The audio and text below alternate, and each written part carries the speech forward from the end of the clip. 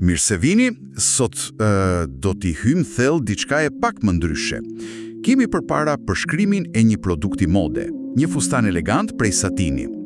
Dhe misioni ynë është ta zbërthejmë, si të thuash, fije për fije. Të shohim se si fjalët ndërtojnë jo vetëm një veshje, por një histori. Dhe kjo është pika kyçe, në fakt. Nuk po analizojmë thjesht një fustan, po analizojmë një vepër marketingu narrativ. Çdo përshkrim i mirë bën pikërisht të. Shet një aspirat, një ndjesi, dhe këtu është magjepse të shohësh se si gjuha përpiqet të kapërcej ekranin, të bëj pothuajse ta ndjesh materialin. Më pëlqen kjo ide, kapërcimi i ekranit. Dhe ata e nisim menjëherë fuqishëm me elementin kryesor, materialin. Fraza e parë është saten paksa i shkëlqyeshëm. Duket zgjedhje e qartë, por pse sateni ka kaq shumë peshë në botën e modës? Pse gjithmonë nisemi nga aty për luksin? Sepse sateni nuk është thjesht një pëlhur, është një kod. Ai vjen me një bagazh të tërë kulturor dhe shqisor. Dhe përshkrimi shfrytëzon këtë në disa nivele. Së pari, vizualisht.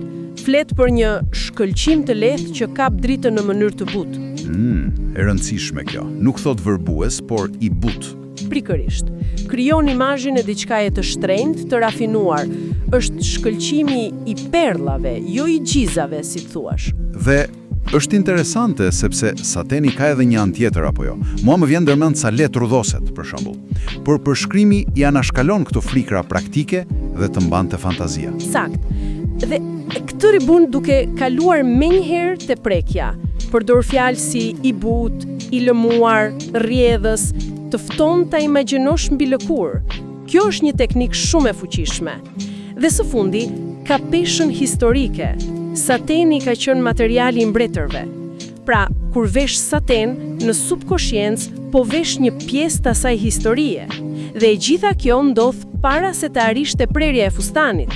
Pra, themeli është vendosur, luks, rehati dhe histori. Tani, le të shohim se çfarë ka ndërtuar mbi këtë. Përshkrimi flet për një prerje të drejtë, por me një bel të formusuar. Këto duken si dy ide që kundërshtojnë njëra tjetrën. Si funksionojnë bashkë? Kjo është shenja e një dizajni të mirëmenduar. Është një balancë. Prerja e drejtë i jep fustanit atë pamjen statujore, elegante. Do me thënë, nuk ngjitet pas trupit në mënyrë agresive, gjë që e bën më të rehatshme. Por, pa një definim, mund të dukej si një thes. Dhe këtu hyn në lojë beli formusuar. Pikërisht aty. Ai i jep formë siluetës, krijon një pikë fokale, i kujton syrit se poshtë pëlurës ka një trup. Kështu ofron më të mirën e të dy botëve, elegancën dhe theksimin delikat të formës.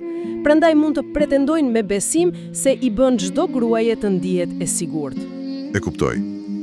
Dhe sa po mendon se e ke kuptuar këtë fustan si një klasik minimalist, vijnë detajet. Këtu u bë vërtet interesante për mua. Mëngët stil bell dhe rruflat anësore. Duhet ta pranoj. Kur lexova për rruflat, mendova se mund të ishin pak të tepërta. Është një pyetje e shkëlqyer. Këto detaje janë ato që e dallojnë fustanin. Janë rreziku që ka marrë dizajneri dhe përshkrimi punon fort për t'i justifikuar. Le t'i marrim me radhë. Mëngët bell. Fjala kyçe që përdoret është dramatike. Kjo e largon nga ideja e diçkaje thjesht të lezetshme. E pozicionon si një zgjedhje të guximshme? Sakt. Dhe pastaj thekson lëvizjen. Lëvizjen bukur me çdo gjest. Papritur, një gjest i thjesht bëhet një moment stili dhe gracioziteti. Mëngët bëhen aktive. Një lloj teatrin miniatur, pra. Ato i japin jetë pjesës së sipërme. Saktësisht, dhe e njëjta logjik vlen për rruflat anësore. Përshkrimi u jep një funksion, shtoj një ndjesi lëvizjeje dhe rrjedhshmërie. Ato janë aty për ta bërë fustanin të gjallë dhe dinamik kur ecën. E transformojnë siluetën statike në diçka kinetike. Imagjinoje në një event, fustani kap dritën dhe valzon me çdo hap. Papritur, nuk je thjesht e veshur bukur, po krijon një spektakël të vogël. Dhe kështu kemi një ekuilibër perfekt mes një baze klasike dhe këtyre detajeve moderne, teatrare. Kjo e bën tërheqës për shumë njerëz. Tani, e gjithë kjo strukturë mbështjellet në një ngjyrë, rozë butë. Ngjyra është gjithmonë kaq subjektive. Pse pikërisht kjo nuancë? Zgjedhja e ngjyrës është ndoshta vendimi më i rëndësishëm pas materialit. Imagjino për një moment sikur fustani të ishte i zi. Historia do ndryshonte plotësisht. Do ishte për fuqi, formal, ndoshta pak i distancuar. Po t'ishte i kuq, do ishte për pasion, guxim. Dhe po t'ishte i bardhë do rrezikonte të dukej si fustan nusërie. Absolutisht. Kjo rozë e butë, pra godet një pikë të ndërmjetme, siç thot përshkrimi, përcjell ngrohtësi, butësi dhe elegancë. Lidhet me romancën, por nuanca e saj e zbehtë më larg të qenit fëmijërore, jep një ndjesi freskie, rinie. Është një feminilitet modern dhe i qetë. Dhe ka edhe një anë praktike, apo jo? Përmendet se përshtatet me shumë tonë lukure. Kjo është si një mënyrë për të qetësuar blerësin që heziton të blejë online një ngjyrë jo neutrale. Pa dyshim, duke thënë se kombinohet lehtë me argjend apo nuanca nude, ata po i thon blerësit, mos u shqetëso, kjo ngjyrë nuk do të kufizoj, dhe kjo na çon te pika tjetër, shumë anshmëria.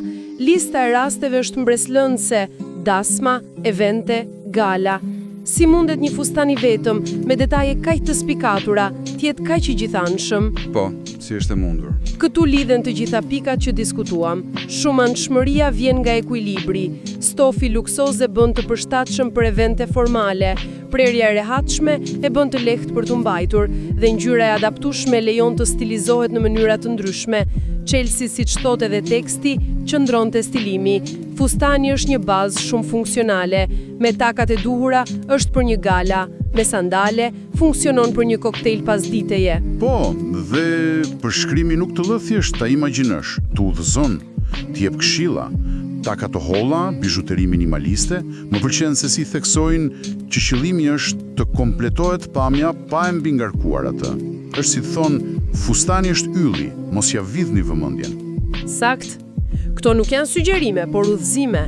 Ata po të mësojnë si ta veshësh fustanin siç e ka menduar dizajneri, po mbrojnë vizionin e tyre. Edhe detajet të vogla si zinxhiri i fshehur në pjesën e pasme kontribuojnë në këtë. Një zinxhir i fshehur do thotë një linjë pastër pa ndërprerje. Gjithçka flet gjuhën e elegancës. Dhe pikërisht kur mendon se historia ka mbaruar, si e bindur plotësisht, përshkrimi bën një kthes të fortë drejt pragmatizmit, udhëzimet e kujdesit, larje me dorë, pa diell direkt, hekurosje në temperaturë të ulët. Se e prishin këtë magji me detaje kaq teknike. Kjo kthes, në fakt, nuk e prish magjin, e përforcor atë duke i shtuar besueshmëri. Pas gjithë asaj gjuhe poetike, këto udhëzime justifikojnë çmimin dhe ndërtojnë besim.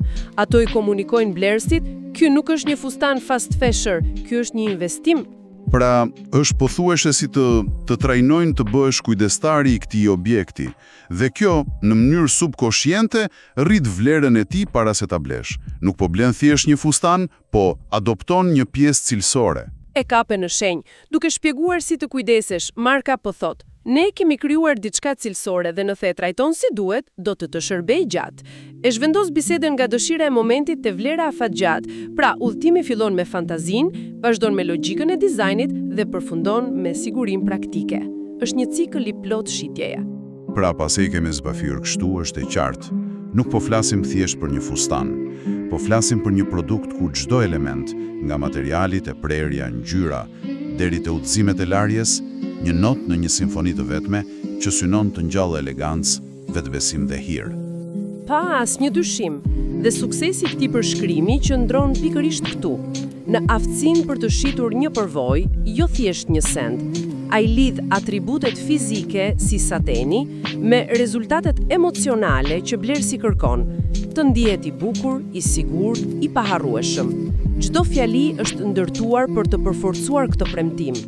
Dhe ndërsa flasim për këtë lidhje mes botës fizike dhe asaj emocionale, në fund faqes ka një detaj të fundit teknologjik që më tërhoqi vëmendjen.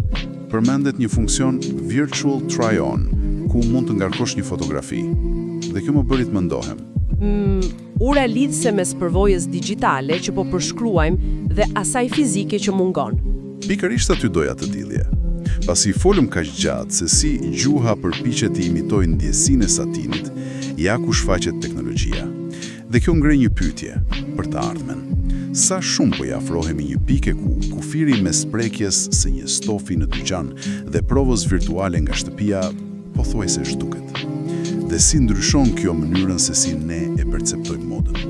A mundet një simulim digital, sa doj avancuar, ta zëvendësojë ndonjëherë atë premtim shqisor për të cilin folëm kaq shumë? Ky është një mendim për ta marrë me vete.